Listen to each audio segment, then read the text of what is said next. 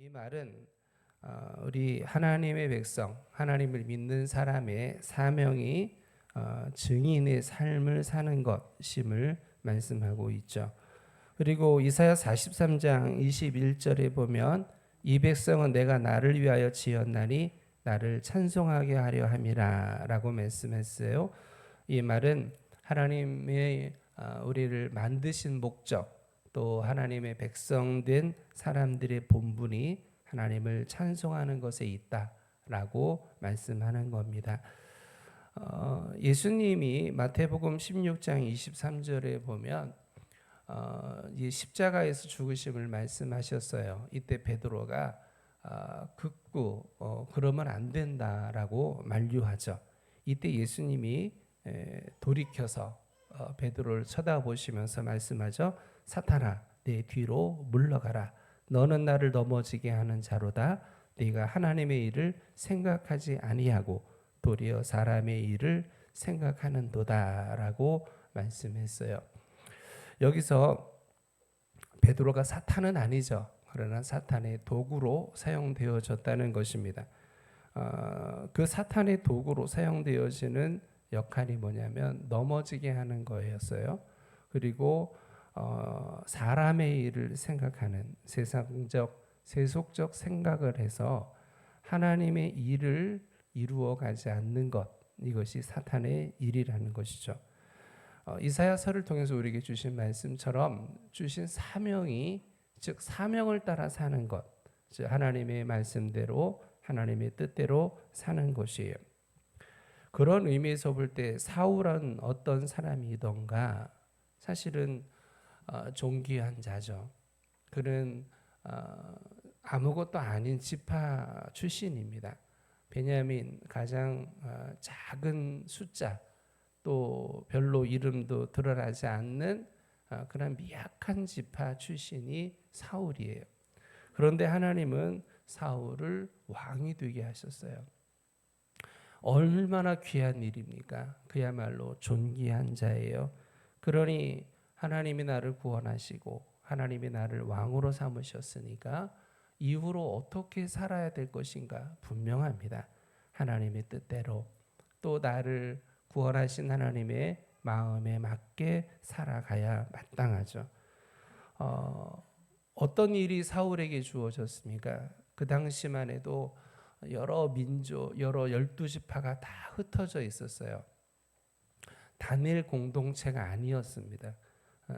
지역마다 흩어져 살았을 거니까요. 또 각 지파별 족장 체제로 움직였으니까요.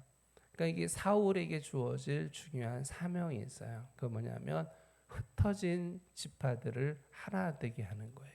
한 왕국을 세우는 거죠. 그리고 하나님이 부여하신 신정 국가를 건설하는 겁니다. 그리고 이제 그 사방에 대적들이 많았어요.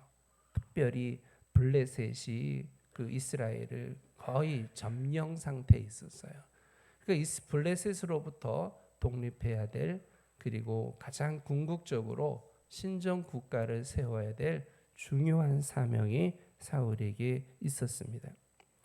그런데요, 사람들이 가지고 있는 나 하나님의 일을 생각하지 아니하고 도리어 사람의 일을 생각하는도다. 예수님 말씀처럼 우리는 하나님의 일을 생각해야 되죠. 그러나 사울은 하나님의 일이 아닌 사람의 일을 생각합니다. 자기 욕심을 따라, 자기 욕망을 따라 그렇게 행동을 하고 말죠. 너무 안타까워요. 1년 정도는 순전하게 자기 사명을 감당합니다. 그런데 1년이 지나고 나면서 사울은 급격하게 교만해져요. 급격하게 완악해지고요. 결국 사울은 사명보다 자기 욕심을 앞세우게 됩니다. 그리고 사명보다 겸손함이 아닌 교만을 따라 행동하게 되죠. 이제 하나님의 나라가 먼저였는데 자기의 나라가 우선인 이러한 상황이 되고 맙니다. 착각하는 거죠. 하나님이 왕으로 세우셨고 하나님이 왕으로 세우신 목적은 하나님의 나라를 세우라는 것이었어요. 그러나 하나님의 나라가 먼저가 아닌 자기가 왕이 된 그리고 자기 아들에게 왕위를 물려주는 그러한 나라를 꿈꾸게 된 거죠. 그 나라를 세우는 일에 가장 방해가 되는 게 다윗이라고 생각을 했어요. 왜냐하면 사람들이 다윗을 너무 좋아하니까요. 자기 아들마저 다윗을 좋아하니까요. 훗날 나중엔 아들 요나단을 크게 꾸짖습니다. 그리고 죽이려고까지 합니다. 왜냐하면 정신 차리라는 거예요. 다윗이 너의 자리를 호시탐탐 노리고 있는데 너 지금 뭐 하고 있느냐는 겁니다. 그러나 분명히 사울도 알았어요. 하나님이 다윗을 기름 부어서 이스라엘의 왕으로 삼으셨다는 것을 사울은 알고 있어요. 그리고 그러한 하나님의 뜻을 아는데도 불구하고 그는 자기의 뜻을 고집부릴 수밖에 없었습니다. 그러한 상황 속에서 합력하여 선을 이루어야 될 상황입니다. 다윗도 품고 여러 사람들도 품고 그래서 하나님의 나라를 세워야 되는 아주 중차대한 사명이 사울에게 있었어요. 그러나 자기를 생각하는 사람, 자기의 사람의 일을 생각하는 이 사울의 모습은 결국 다윗을 죽이려고 하는 일에까지 진행되게 되죠. 직접 단창을 던지어요. 2번이나 그리고 나중에는 신하들에게 다윗을 죽이라고 명령을 내리게 됩니다. 우리가 나중에 진행하다 보면 사울은 3,000명의 군사를 이끌고 다윗을 추적해 다니는 이러한 일을 벌이고 맙니다. 너무나 안타까운 일이죠. 결국 다윗은 하나님이 왕으로 세우셨는데도 불구하고 그 이스라엘을 떠나 블레셋 왕, 가드 왕 아기스에게로 망명하기로 결정을 내리게 됩니다. 이스라엘에서 누구보다도 블레셋 사람을 많이 죽인 사람이 다윗인데 오죽했으면 블레셋으로 망명할 생각을 가졌겠어요. 엄청난 결정을 하게 됩니다. 물론 그 결정은 옳은 결정이 아니었어요. 이것은 우리가 다음에 살펴볼 거고요. 우리는 여기서 생각해 봐야 됩니다. 무엇이 다윗을 이러한 결정을 내리게 했을까? 그 결정을 한 다윗은 당연히 잘못한 결정이에요. 하지만 다윗으로 그렇게 몰고 간 이 사울의 이 모습을 우리가 보면서 참 안타깝다. 참 안타깝다. 이런 생각을 하게 됩니다. 결국 그렇게도 지키려고 했던 그 왕위, 왕권은 그리고 오래오래 왕이 되어 그리고 자기 아들에게 왕위를 넘겨주려고 했던 사울은 끝내 블레셋에 의해서 죽임을 당해요. 목베임을 당하고 갑옷은 벗겨지고 벳산 성벽에 몸뚱아리가 박히는 이런 처참한 마지막을 맞게 됩니다. 그만 죽은 게 아니라 그가 그렇게도 왕위를 물려주려고 했던 여러분이 너무나 사랑하는 요나단 그리고 그 두 형제 역시 동일하게 목베이 지고 벳산 성벽에 박히는 처참한 마지막을 맞게 됩니다. 하나님이 세우신 존귀한 자, 그래서 존귀한 자라도 깨닫지 못하는 자는 멸망하는 짐승 같다 했어요. 우리가 하나님 앞에 나는 어떤 삶을 살아야 되는가? 나는 어떤 삶을 살고 있는가? 예수님 말씀하시는 것처럼 넘어지게 하는 자인가?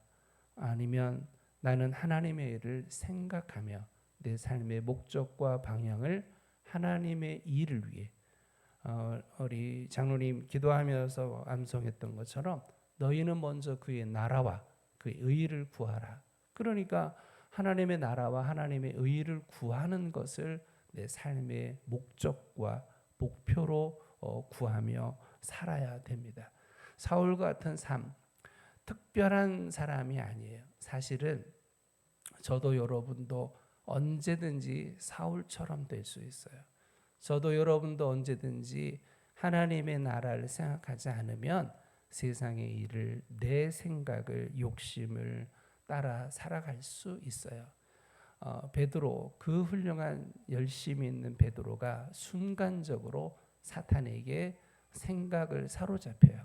예수님이 사탄아 내 뒤로 물러가라, 이런 말을 들었다는 게 정말 충격적인 거죠. 베드로도 그랬던 것만 우리는 나중에 신약성경 읽어보면 베드로 사도가 이방인들과 함께 대화를 나누는 장면을 보게 돼요. 이때 사도 바울이 찾아오게 되죠. 근데 베드로는 순간적으로 오해가 있을 수 있었어요. 이방인들하고 함께 있는 게 바울에게 들키는 게 싫었을 수도 있어요. 이런저런 이유로 인해서 몰래 자리를 파합니다. 몰래 자리를 떠나요. 그런데 덜 성숙했죠. 덜 성숙한 바울 사도는 이 일을 책망하고 나섭니다. 우리가 이 부분은 다시 한번 따져봐야 될 일이에요. 과연 신앙의 선배인 베드로를 그렇게 공개적으로 몰아가는 게 옳은 행동이었을까? 과연 그렇게 베드로가 잘못한 일이었을까? 또 베드로는 뭘 잘못한 것이었을까? 최선의 모습은 무엇일까에 대한 고민을 우리가 해봐야 돼요. 그런데 이러한 것들, 모든 고민에 궁극적인 목적이 있어요. 그게 뭐냐? 하나님의 나라입니다. 하나님의 나라인 거예요. 저도 생각을 해봅니다. 세운교회가 제자교회가 합치는 게 맞을까? 왜 합칠까라는 생각을 했어요. 합치지 않아도 저는 충분히 재미있게 목회하고 있었고, 어려움이 없이 목회하고 있었고, 재정적으로도 분명히 아무런 모자람이 없었어요. 그런데 왜 합병해야 될까? 저는 이것에 대해서 기도를 많이 했어요. 그래서 김익수 목사님께 굉장히 무리한 요구를 했습니다. 나는 선을 보지 않겠습니다. 나는 어느 목사님과 둘이서 후보로 올라서지도 않겠습니다.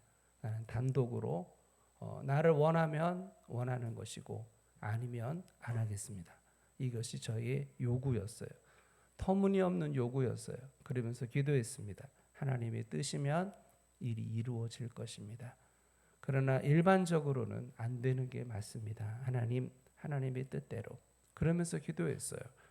합병하는 것이 하나님의 나라를 위한 것일까? 합병하는 것이 하나님의 뜻인가에 대한 깊은 기도들이 있었어요.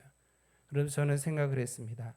두 교회가 합병할 때 우리 서대전도에 합병한 교회들이 거의 90% 이상이 안 좋게 끝났어요. 1년 안에 한쪽이든 다른 한쪽이든 다 나갔어요. 이게 거의 100%가 그러한 상황인 걸 알고 있었어요. 다른 분들은 다 반대했어요. 그런 똑같은 상황을 맞이할 수 있다. 그래서 이러한 어려운 상황에 정말 고민이 많았습니다. 합병하는 게 맞을까?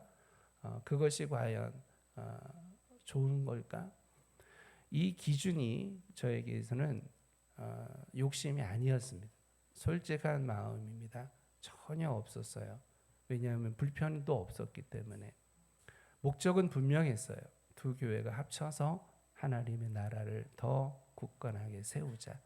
그것이 아니면 합병의 의미는 없다라고 생각했고, 밝히든 밝히지 않든 이를 위해 열심히 기도했습니다.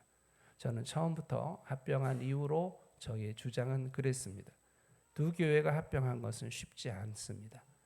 생각이 다르고, 그리고 지난 목회자들이 각각이 목회한 20몇 년의 각각의 교회 성도들의 이미 적응하는 것도 다르고, 또 목회 방식도 다르고, 설교 패턴도 다르고, 다 달라서 인위적으로 합병을 한 것에 대한 어려움은 분명히 있음을 우리가 알고 있어요. 그럼에도 불구하고 우리는 누군가 한 하나님을 믿는 사람들이에요. 우리는 한 하나님의 나라를 세워가야 될 사람들이에요. 이름이 다르고 다른 교회에서 20여 년을 목회했다 할지라도 우리는 하나님의 교회를 세워야 될 사람들이 분명합니다. 그러니 어떤 어려움이 와도 또 어떠한 부딪힘이 있어도 어떠한 다름이 있어도 그것을 틀리다 말하지 아니하고 다르다라고 인정하고 그렇게 하나 되어 가는 것, 한 교회를 세워가는 것이 우리에게는 너무나 중요한 일인 줄 믿습니다. 이런 일을 위해 기도해 왔고 또 이를 위해 열심히 노력해 왔습니다. 부족한 점이 있고 모자란 점이 있고 또 부족한 부분들이 많이 있어도 우리가 계속해서 추구해 나가야 될 게 바로 이 부분인 줄 믿습니다. 한편 다윗은 앞서 말한 것처럼 잘못된 결정이에요. 아무리 어려워도 아무리 사울 왕이 자기를 죽이려 해도 그는 이스라엘의 왕이에요. 아직 공식적 왕은 아니지만 하나님이 그를 왕으로 세우셨어요. 기름 부으셨어요. 그러니 자기 자리를 지켜야 됩니다. 아무리 어려워도 죽는 순간까지라도 어쩌면 죽는다 하더라도 왕으로 죽어야 돼요. 죽는다 하더라도 이스라엘 경내에서 왕으로 죽어야 돼요. 하나님이 죽지 않게 하시겠지만 죽음이 눈앞에 있어도 그는 그 자리를 그 사명을 떠나서는 안 됐어요.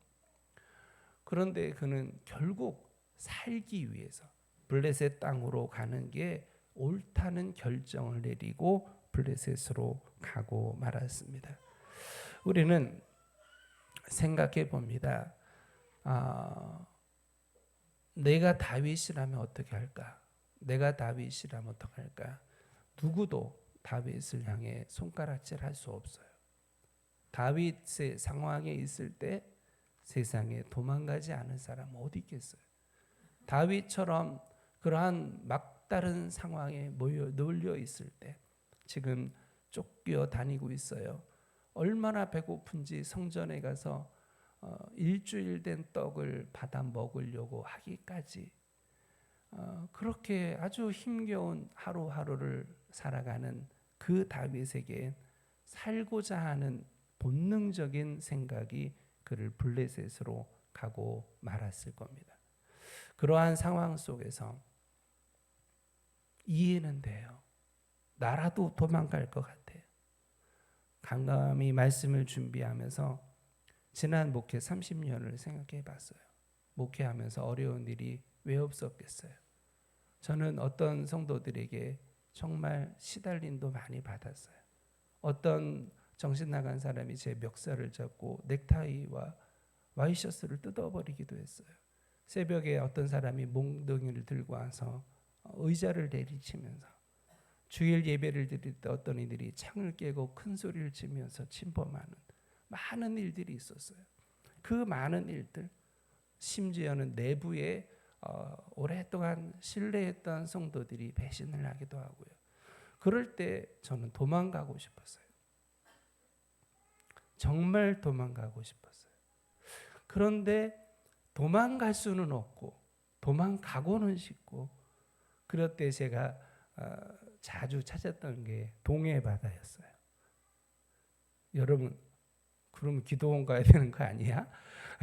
그렇게 생각할 수 있지만 제 신앙의 수준이 그거밖에 안 돼가지고 기도원으로 도망가는 게 아니라 동해 바다를 보고 소리 지르고 그냥 하염없이 걷고 그게 도망가는 거였어요. 다행히 목회를 그만두지는 않았어요. 물론 짐을 한번 싸긴 했어요. 그래서 제 고향에다가 짐을 책 한 3분의 1은 갖다 놓은 적도 있었어요. 또 한 번은 미국 가려고 비자 내려고도 했어요. 다행인지 어쩐지 비자가 거부돼 가지고 못 갔어요. 몇 번에 도망가려고 하는데 하나님 못 가게 바꾸셔서 순종했죠. 그렇게 많은 세월이 흘러왔습니다. 그래서 다윗을 이해해요. 오죽했으면 갔을까. 나는 다윗을 비난할 자격이 없어요. 나도 도망가려고 했었으니까, 나도 그만두려고 했으니까, 나도 목회 그만두려고 했으니까 이해가 돼요. 그러나 우리가 이해된다고 우리도 똑같이 살면 안 되는, 성경은 하나님은 그러라고 우리에게 말씀 주신 거 아니잖아요. 네가 아무리 힘들어도, 네가 아무리 어려워도 그래도 너는 너의 자리를 지켜라. 네가 죽음의 위치에 놓인다 할지라도, 너는 죽는 한이 있어도 너는 네 사명을 감당해라. 하나님 그렇게 말씀하시는 거예요. 가끔 말씀드린 안희숙 여사의 죽으면 죽으리라라는 그 아주 두꺼운 그의 간증책이 있죠. 너무 감동적이에요. 그가 마지막에 사형 선고를 받아요. 일제강점기에 그 사형 선고를 받고 쓴 글이 있어요. 하나님 감사합니다. 나 같은 여자를, 나 같은 아무것도 아닌 사람을 순교의 별이 되게 하시다니. 나 같은 자를. 그러면서 그가 이렇게 책을 써요. 근데 순교의 날, 사형 날이 얼마 안 남겨서 해방이 되죠. 그래서 사형은 면하게 되는데 그는 다음에 책을 또 쓰죠. 죽으면 살리라. 처음 책이 죽으면 죽으리라인데 이제 그 이후의 삶은 죽으면 살리라. 즉 죽을 각오를 하고 순교자적 삶을 살아가는 안희숙 사모의 삶의 일대기를 우리가 보게 됩니다. 다윗을 봅니다. 그리고 오늘 우리를 보게 되는 거예요. 처한 상황과 환경만 보면 수긍이 되고 이해가 되지만 오늘 하나님이 그에게 그리고 우리에게 주시는 말씀은 아무리 힘들어도 그리고 아무리 어려워도 그리고 오늘 네가 죽음의 상황에 놓인다 할지라도 네가 사명자임을 잊지 마라. 사명의 자리에서 벗어나지 마라. 라고 하는 말씀을 우리에게 주시는 것입니다. 사실 다윗이 그동안에 했던 행동들을 우리가 봅니다. 누구도 완벽하지 않아요. 다윗도 완벽한 사람이 아니에요. 그는 거듭거듭 거짓말을 하는 사람입니다. 요나단에게 말을 하죠. 요나단 사울 왕이 부를 때 당신의 아버지 왕에게 내가 당신이 나를 베들레헴으로 고향으로 보냈다고 얘기해 주라. 그러면 왕의 마음을 알게 될 거다. 상황이 어쨌든 거짓말이잖아요. 아비멜렉 제사장을 찾아갔을 때 왕이 나에게 비밀 명령을 내려서 나 혼자 왔다. 소년들은 잠시 후에 만날 거다. 뭐 어쨌든 간에 거짓말이잖아요. 다윗을 우리가 보면서 인간 다윗을 보는 거예요. 거짓말해서 위기를 모면하려는 다윗. 그리고 사명을 버리고 블레셋으로 떠나는 다윗. 근데 그게 크게 이해가 된단 말이에요. 왜냐하면 저도 거짓말 여러 번 하거든요. 저도 어제도 그러더라고요. 제 아내가 아무개는 부인이 아프면 밤새 간호한다는 거예요. 그 아무개가 누군지 제가 그런 어떤 놈이야 그러면서 내가 누군지 말을 안 하겠습니다. 근데 나도 그래야지 물론. 그런데 이런저런 당황스러운 상황을 모면하는 저의 모습을 또 봐요. 그렇지만 다윗같이 살았고 다윗처럼 행동하는 것이 이해가 돼도 하나님이 우리에게 말씀을 주실 때는 그리하지 말라는 거예요. 왜냐하면 이후에 다윗을 보면요 변화가 됩니다. 이 상황이 끝나고 나서 다윗이 블레셋으로부터 도망 나와서 아둘람 굴에 들어가요. 이후부터 다윗이 변해요. 정말 죽음이 눈앞에 있어도 사명을 떠나지 않아요. 어려운 상황이 있어도 하나님을 버리지 않아요. 무엇보다도 하나님의 나라를 생각하며 하나님께 받은 사명을 위해 생명을 거는 다윗의 삶으로 변화됩니다. 우리가 생각해 보면서 정말 우리들의 마음이 눌릴 때가 많아요. 원망스러운 일들도 일어날 수 있고요. 우리의 마음을 뺏길 만한 상황도 일어날 수 있어요. 마음을 뺏긴다. 다니엘 기도에 참여한 분들은 마지막 그 목요일 날 마지막으로 우리 김은호 목사님이 역전되리라라는 찬양을 부르고 싶다라고 했는데, 이게 다니엘 기도에 어떻게 보면 메인 찬송 같아요. 찬송의 가사가 그렇습니다. 기도를 멈추지 마라. 눈앞의 상황이 마음을 눌러도 원망치 말라. 너의 입을 지켜라. 저들은 너의 입을 보고 있다. 마음을 뺏기지 마라. 내가 널 도우지 않는다는 소리에 너의 모든 게 불리해도 너는 기도를 계속해라. 너 기도를 멈추지 마라. 내가 너의 모든 상황을 바로 역전시키리니 너 기도를 멈추지 마라. 내가 잠시도 쉬지 않고 모든 걸 지켜보고 있으니 바로 역전되리라. 이 가사가 너무 귀한 것 같아요. 왜냐하면 우리도 막 말하고 싶을 때가 참 많잖아요. 막 쏴붙이고 싶을 때도 많고, 목사는 변호사만큼이나 입으로 사는 사람들이에요. 그렇잖아요. 막말로 얘기하면 제가 말을 얼마나 잘하겠습니까? 말하고 싶을 때 참 많아요. 근데 여러분들은 저보다 말을 잘하는 분들이 우리 교회에 너무 많아. 말하고 싶을 때 다 말해 보십시오. 마음이 뺏길 때 다 마음을 잃어버려 보십시오. 내가 이런 생각 저런 생각이 눈앞의 상황에 마음이 눌릴 때 그냥 다 눌려 보십시오. 그럼 어떻게 되겠습니까? 우리는 하나님 앞에 쓰임 받지 못할 거예요. 하나님의 나라는 우리를 통해 일어나지 못할 거예요. 그러니 여러분, 우리가 해야 될 가장 중요한 건 사명 감당하고자 하는 열망이에요. 정말 하나님, 내가 마지막 죽음의 순간에 이른다 할지라도 내 사명 감당하게 해주세요. 내가 순교자가 되는 그 순간이 온다면 기꺼이 복음을 위해, 예수를 위해 죽겠습니다. 이러한 고백이고, 그게 안 되는 거잖아요. 근데 솔직히 복음 때문에 죽으라면 여기서 죽을 사람이 몇 명이나 있겠어요? 복음 때문에 너의 것 다 포기하라고 말하면 포기할 사람 몇 명이나 있겠어요? 그거 포기하기 싫어서 복음으로 사명으로 살기 힘겨워서 우리는 엉뚱한 그런 결정들을, 다윗 같은 결정들을 내리곤 합니다. 그러나 여러분, 그래서는 안 돼요. 우리의 감정에 휘둘려서도 안 되고, 우리의 욕심에 휘둘려서도 안 되고, 또 우리들의 마음대로 행동해서도 안 돼요. 사도는 고백합니다. 살아도 주를 위해, 죽어도 주를 위해.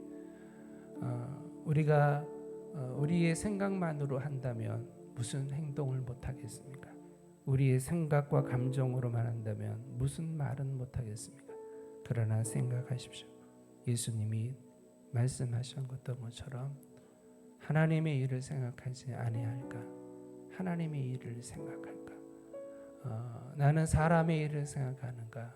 우린 이 중요한 예수님 말씀을 우리 가슴에 품고서 우리가 해야 될, 각자가 해야 될 중요한 일은 하나님 나라 세워가는 겁니다. 오늘 제가 엉뚱한 쓸모없는 얘기를 했던 거 죄송하고, 또 우리의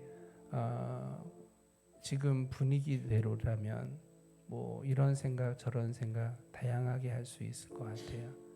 심지어 뭐 이런 교회가 다 있어, 다음 주부터 안 나와 라고 생각할지도 몰라요. 그러나 여러분, 그러한 마음과 감정과 생각이 있을 수 있어요. 못 쪼겠어요. 그런 생각이 드는 게. 그러나 과연 그게 하나님을 위한 것인가? 과연 그게 사명인가?